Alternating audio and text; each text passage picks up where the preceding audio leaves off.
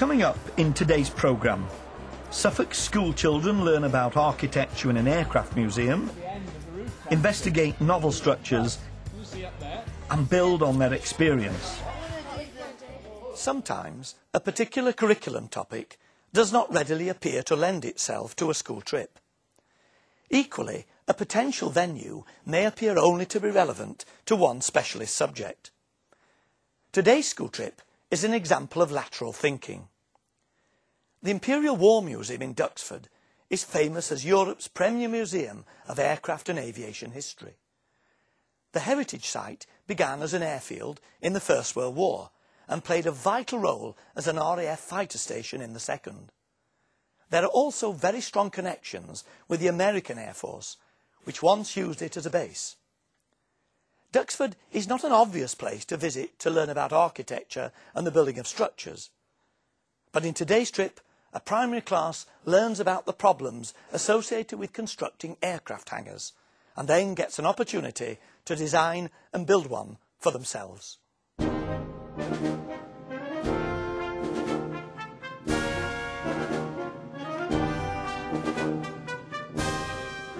Duxford houses the Imperial War Museum's collection of historic aircraft.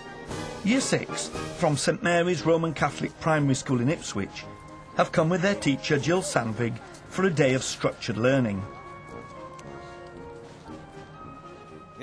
I was particularly interested in Duxford because they cover an area of the curriculum which is not usually done by external visits. I've never taught structures before, and so I was using it at the beginning, right at the beginning of our topic, as a learning point for me, as well as having a shared experience that we could build on for the children. So, has anybody got an idea what a structure might be? That's what we're going to be looking at, yes. Is it something that's been built? Something that's been built, that's good, yeah, very good.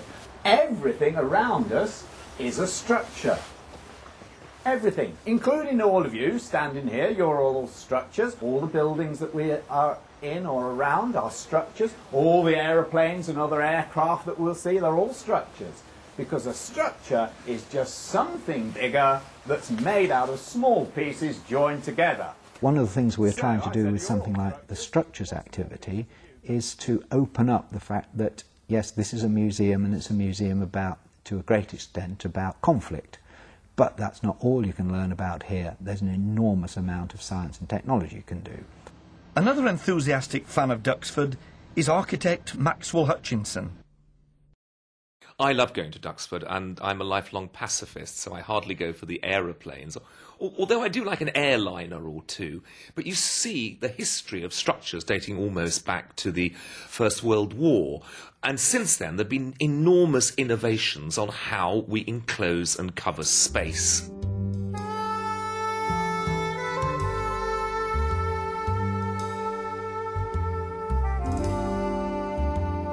The reason that Duxford is such a good place to do this is that we have a wide variety of building structures, and also the aircraft, the aeroplanes and all the airframes and so on that we can compare and contrast.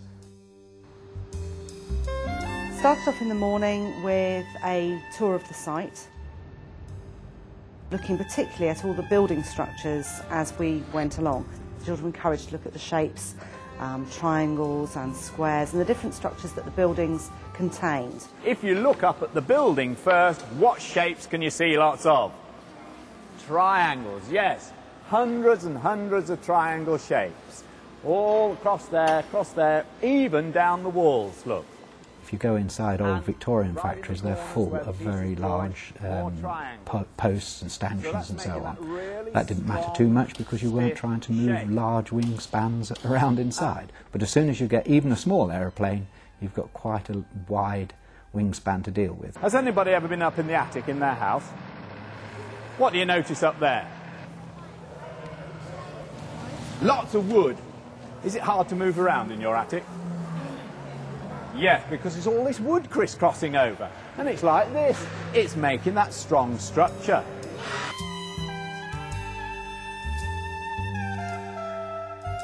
Very similar sorts of things can be seen in the airframes as can be seen in the frames and structures of the buildings. What do you think goes just here and one over there? the propellers with the engine, and the engine's really big and heavy. So the structure holding it up has to be strong. So can you see any triangle shapes in there? What about the shape of the tubes that the triangles are made out of? What shape are they? Cylinders, that's right, long cylinder tubes. And tubes are hollow, so they're not too heavy. So you can make a really strong structure like that that supports the heavy engine, but it's still very strong and stiff and stable, and it's made out of tubes. So tubes are very strong shapes as well.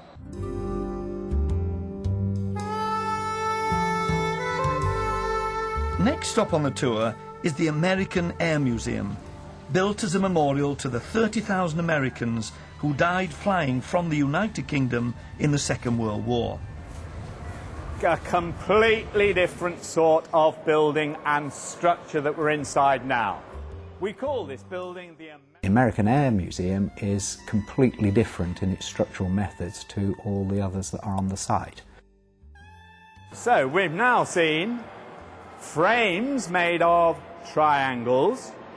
We've seen what I would call mass structures. That's a mass of things all piled on top of each other, the bricks. And here we've got a shell. The imaginative Norman Foster designed building won a prize from the Royal Institute of British Architects. Former RIBA President Maxwell Hutchinson enthuses. Aircraft hangars are an unusual structural challenge because they have to accommodate aircraft. And aircraft have huge wingspans, and they have to be able to move about in the hangar, and they can't have anything coming down in front of the wings because they need to go in and out. Maybe one of the unfortunate things is that we don't see these hangars without the aircraft in. I've been privileged to go in and see these spaces. They are awe-inspiring spaces. There are spaces which break all the rules. They look like they're being held up by sky hooks. But inevitably, it is the aircraft that proved to be the biggest draw for the children.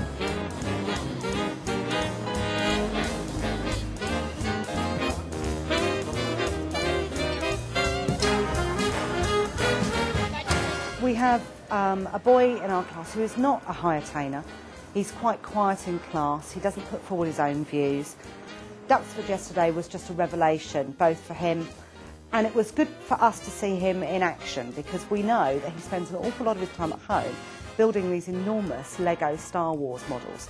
Well, to go to a place where there's aeroplanes for a start, certainly the likes of the Blackbird, was just awe-inspiring for him. He had the most wonderful morning. He soaked everything up. And then in the afternoon, he got the best thing, an hour to play with Connects and build things. The lecturing is over. The practical task for the afternoon is to design and build a hangar big enough to house a Falcon bomber, or at least a 1/50th scale model. Can we use that? Yeah, so like these are triangles, and then we can like sort of get stuff across the top, couldn't we, Toby? Architects don't just make structures attractive. Good architects have an intuitive understanding of structure. He'll be so proud of us when they're triangles. Yeah, we'll be so proud of us when we see each other triangles. The challenge of designing structures to enclose aeroplanes, very big objects, forces us to throw away traditional thinking of columns, arches and beams. We have to start to think about structures that carry huge loads over very wide areas in triangulated and trussed ways, all of which are strong, robust and rigid. Cool, that's clever. Don't we need to... Is that what you did, Toby? Yeah, because we need to rest it here. 1, 2, 3, 4. You've only got 4, and she said it needs to be 5, didn't she? So you need another one like that. The interesting part was the very visual learners were scattered about the more successful groups. And I suspect that's because they had been looking very hard at what he'd told them in the morning and were able to simply translate that from the shape on the ceiling to the shape that they were making. Some of the other types of learners, listening skills people, found that less easy to do because, of course, what they hadn't got is they hadn't got that strong visual reference. What about this one? Is it doing anything? No. It won't work, will it? Because it doesn't draw out. So it's beginning to be quite good, but it's still very, very flexible. Yes. I think the wonderful thing is that the children who normally shine at all these things so marvellously in school were not the ones who shone necessarily yesterday.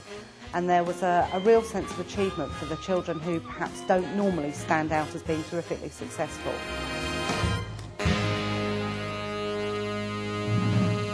Right, excellent. This is two teams working together to build one finished hangar. So who's got the aeroplane? Can you bring it over and see if it fits inside? And it's still a little bit unstable, isn't it? But it's better than it was. Can you bring that in here? Will it go in? Yes, it will. That's good. And if you put that Understanding of structure is absolutely intrinsic to the creation of good architecture. Integrate it properly and understand it as part of the design concept, you'll get an architectural miracle. And if we filled all those gaps in with concrete... If I said I was going to talk to you about structures, you would turn off, wouldn't you? Think it was going to be really tedious and boring. But it is a very, very exciting and practical way of applying mathematics and geometry. Can anyone remember any of the special words that he used to do with the structures? How did he describe our structure? The visit to Duxford has inspired Jill Sandvig. Back at school, she is running through what her class has learned. How does that relate to structures? How does that relate to what we learned yesterday? David? And that's the one that looks a bit like that, rather than the triangles that we've seen that looked like